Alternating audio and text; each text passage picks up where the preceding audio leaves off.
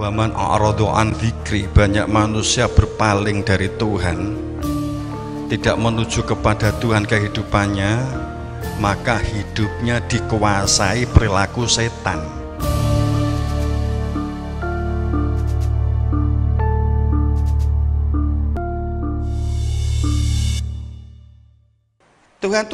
Tuhan itu maha demokratis.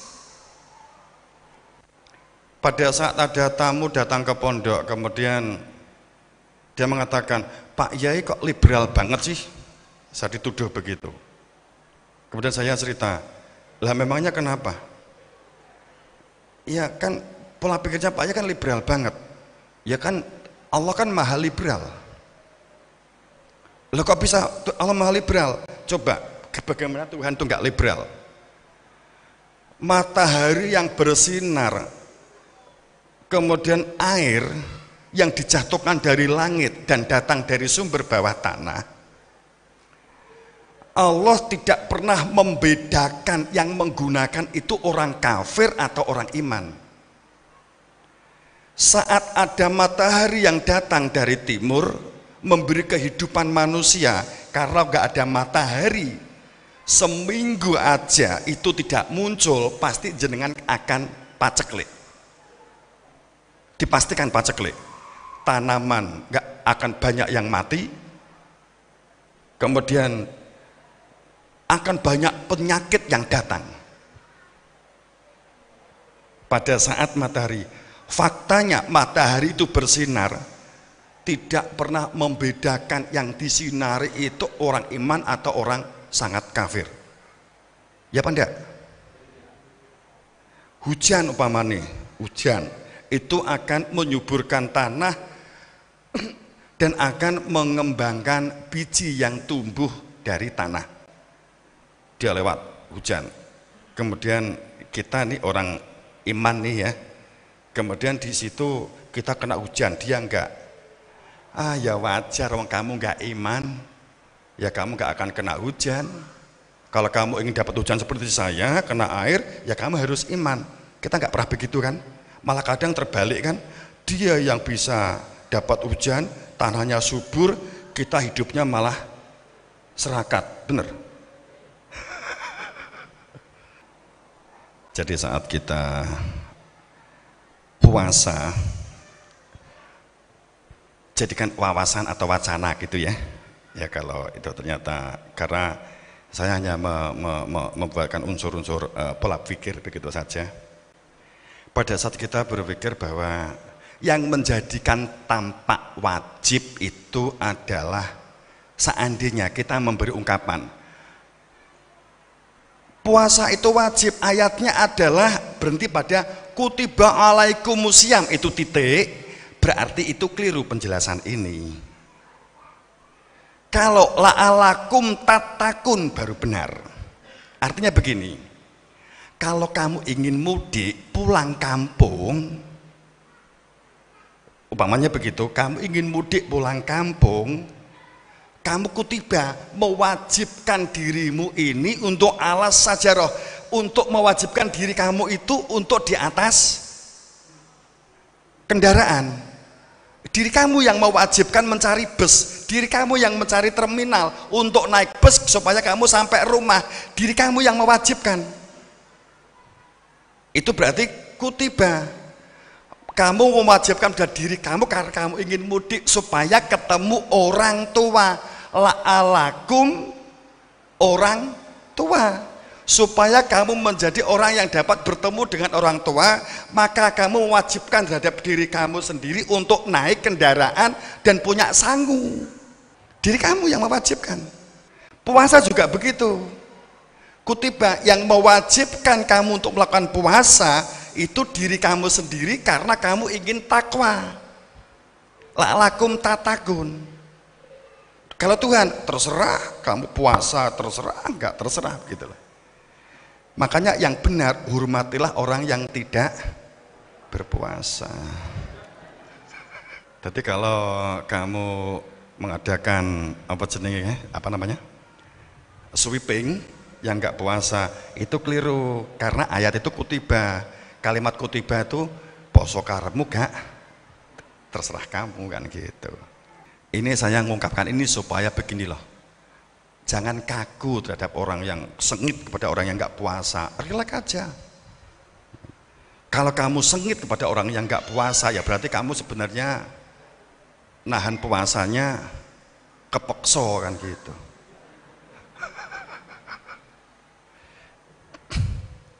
Wong dia pilihan kok, dia milih fujuroha, terserah toh, begitu kan? Ya terserah. Kalau kita pilih takwa, ya berpuasalah. Kenapa harus iri dan marah kepada orang yang tidak ingin takwa? Aneh kita itu, iri terhadap orang yang nggak berpuasa, iri terhadap orang yang nggak berpuasa, kan aneh. Katanya ingin takwa, lah kok iri kepada orang nggak berpuasa? Berarti iri tidak ingin takwa kan? Lucu tak? Ini sebenarnya ini terus ya, karena ini ada mabniun, ada majhul, ada masdar sebenarnya. Tapi kalau kita masuk ke dalam, pusing nanti jenengan ya. Jadi, tapi karena ini beberapa kasus sehingga banyak yang terbawa menyalahfahami atau menyalahartikan. Akhirnya yang diambil itu hanya dikutibah, nggak wajib kan gitu loh. Bukan ini yang saya maksud. Ayam makdudat itu kalau diuraikan, jenengan nanti akan salah mengambil sikap, bisa jadi nggak puasa sampai nanti. Makanya nggak saya lanjutkan penjelasannya gitu kan. Gitu aja ya, nggak usah dilanjutkan ya. Gitu. Saya akan langsung loncat ke Lailatul Qadar. Lailatul Qadar. Lailatul Qadar itu dimaknai sesuatu yang diperoleh seseorang saat pada mulai malam 17. Malam 17 itu turunnya Al-Quran. Tapi kalau saya memberikan satu pemikiran radikal, siap nggak? Berpikirnya loh maksudnya, siap nggak? Nek sing lurus-lurus saja kan wis banyak. Ya. Siap ya? Al-Quran itu diturunkan pada malam 17 Ramadan. Ini sekaligus unsur akademisi ya. Kemudian bayangan kamu yang dimaksud Al-Quran itu apa?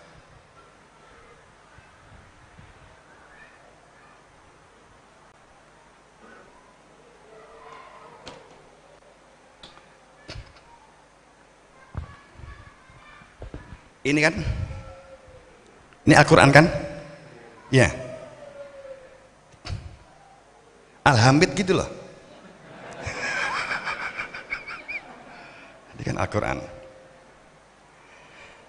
Ini Al-Quran. Kapan ini dicetak? Kapan ini dicetak?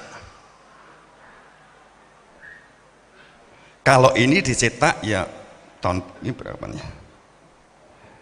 Bukan ini yang saya maksud gitu ya. 2019. Bukan ini yang saya maksud ya. Terlalu jauh dengan Nabi Muhammad ya. Bukan yang kita maksud. Kalian kan diperbanyak. Kapan ini dicetak?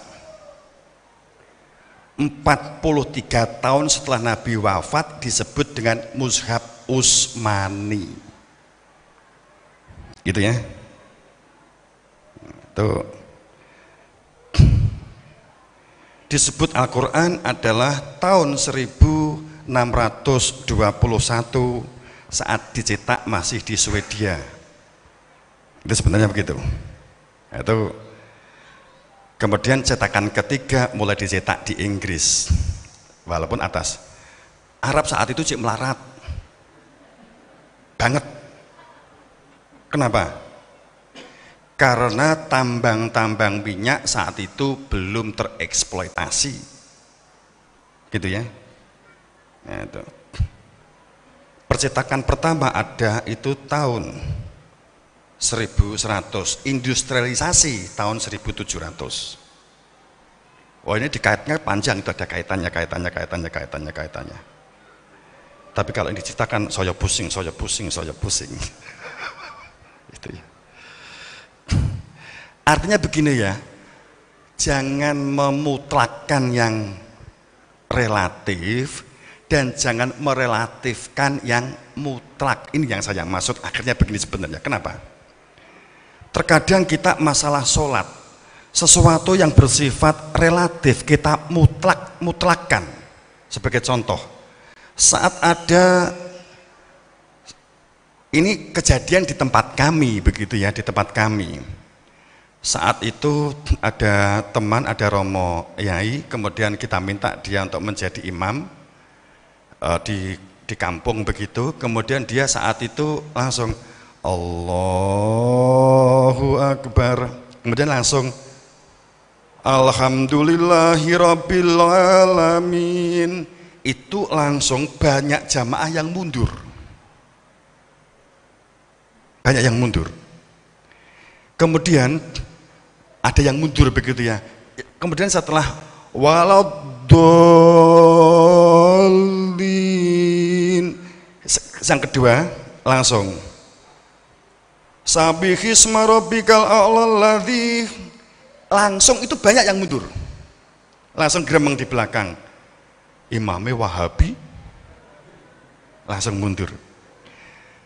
Jadi kita hanya diperselisihkan, dibenturkan dengan masalah-masalah yang sebenarnya sifatnya itu adalah apa?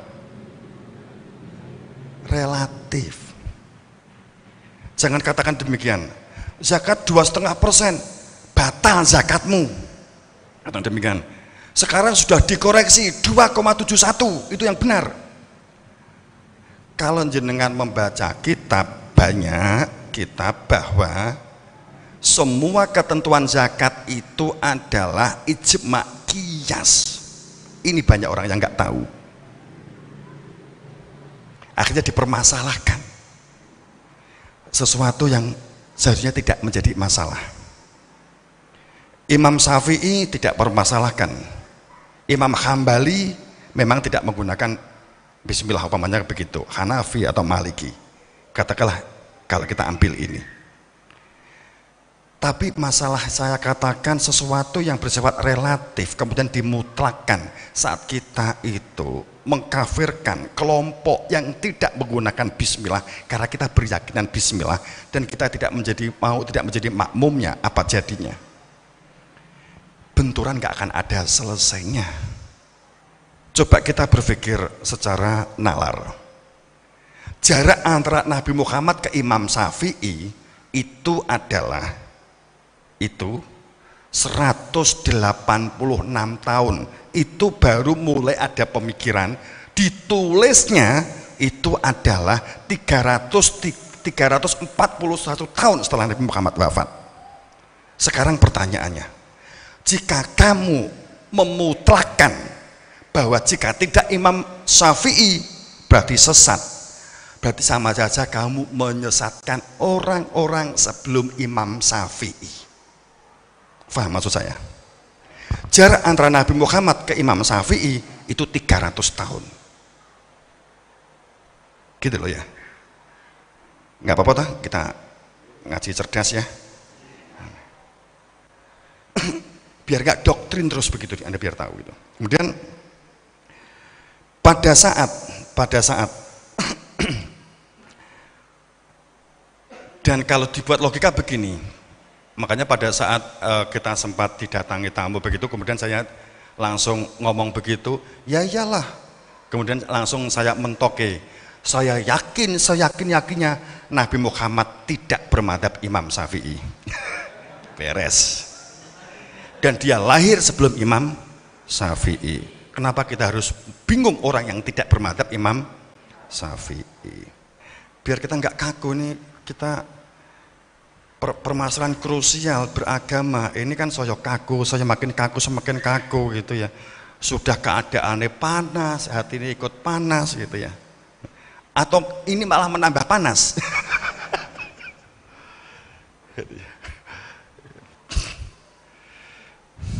Enggak, kita kadang memutlakan yang relatif dan merelatifkan yang mutlak, Bapak Ibu.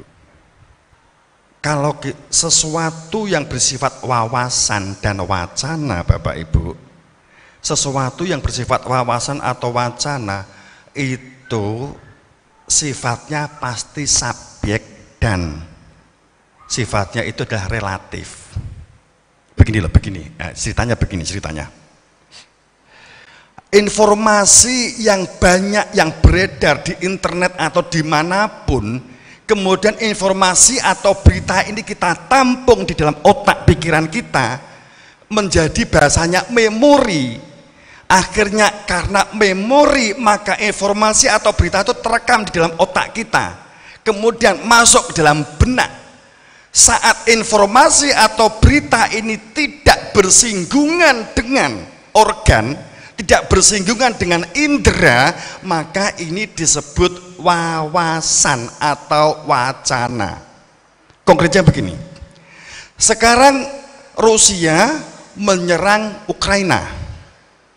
Karena kita tidak melihat langsung melalui indera mata dan pendengaran kita, akan tetapi kita membaca dari media dan dari katanya, maka itu bagi panjenengan, bagi kita itu adalah wawasan atau wacana. Begitu ya. Sesuatu yang bersifat wawasan atau wacana itu sangat tergantung dari perspektif masing-masing orang.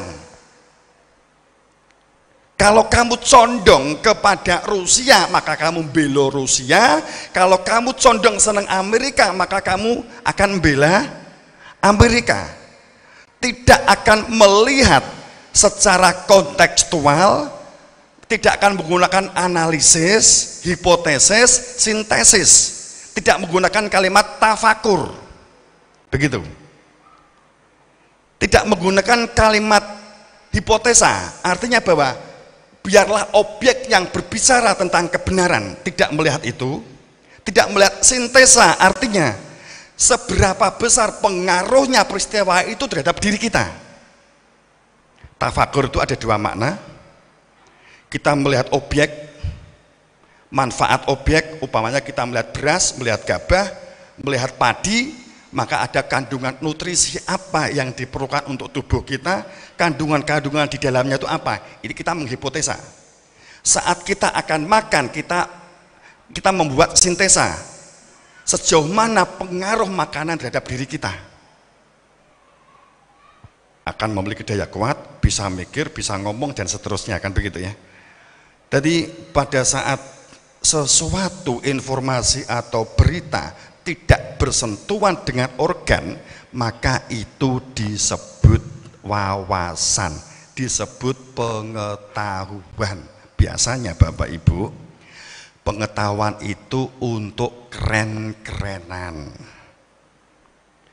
Kalau orang punya wawasan tentang bertani, tapi nggak pernah terjun ke sawah, tapi dia bisa ngomong tentang pertanian, maka itu keren bagi seseorang. Keren saya Pak Wid, saya ngomong pertanian tapi nggak sawah, kan gitu. Itu diperuntukkan orang yang pinter. Itu wong pinter itu banyak informasi yang jadi pengetahuan bagi dia. Beda orang cerdas. Orang cerdas nggak pernah memperhatikan apakah pakai kopiah, pakai topi, atau pakai jas, enggak. Tapi yang dia lihat adalah apa yang dapat dilakukan. Maka dia tahu persis tentang pertanian, dia di sawah, cara bercocok tanam, cara membuat benih dan seterusnya, dia tahu persis, maka dia memiliki ilmu tani. Tapi bagi kita punya wawasan tani, beda. Beda nggih? Lah saiki tergantung jenengan dewi-dewi sing ora siap dewi-dewi mawon. Jenengan pinter tani atau cerdas tani kan gitu. Jenengan pinter agama atau cerdas agama kan begitu. melakukan sesuatu, tapi kita memilih kesenangan daripada kebutuhan, maka nggak ada pengendalian diri, hanya mengejar senang. Ya ini boleh sekali-kali, tapi saat ini terus menerus nggak ada kendali untuk tetap berada di real kebutuhan, hal yang pokok, maka kehidupan kita akan semakin tergelincir.